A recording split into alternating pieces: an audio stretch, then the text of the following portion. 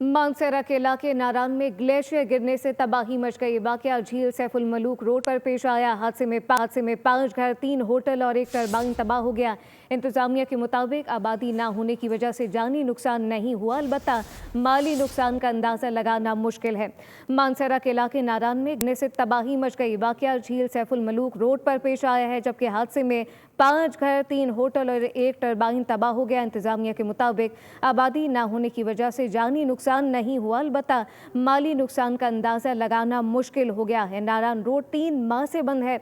मानसरा का ये इलाका है जहां पे नारान में ग्लेशियर गिरने से तबाही मच गई। वाकया झील सैफुल मलूक रोड पर पेश आया है। हादसे में 5 घर, 3 होटल और 1 टरबाइन मुकम्मल तबाह हो गए।